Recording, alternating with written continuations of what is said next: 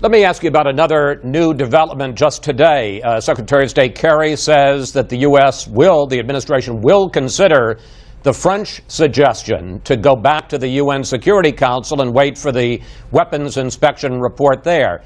Would that change your mind?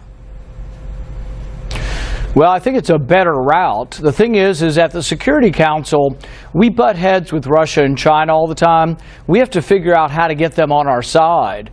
Russia has said repeatedly that they're against chemical weapons use, and they've signed the treaty to ban. So I think really if we could convince them that this was perpetrated by Assad, and if the Russians and the Chinese and the Security Council were on our side, it could potentially change the outcome here. But as you know, Russia has a tremendous real politic interest in Assad staying in power. He's a close ally of theirs. Let me ask you a different question.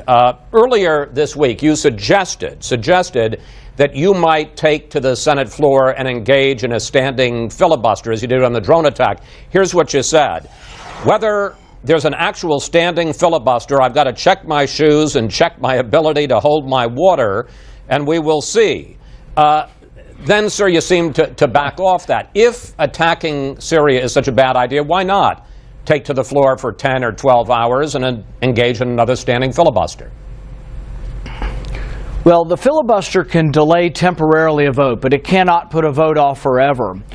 It can be used to get something you want, and so filibustering to try to get an amendment to a bill is sometimes worthwhile. Filibustering to try to get information from the administration is worthwhile, but can't ultimately defeat the resolution. I will insist that there is full debate on this, and I will insist that I get an amendment, and my amendment will say that the vote is binding, that the president cannot, if we vote him down, decide to go to war anyway. That's the way I interpret the Constitution, and I will insist on at least one vote where we try to say, hey guys, this is not political show, this is not constitutional theater, this is a binding vote.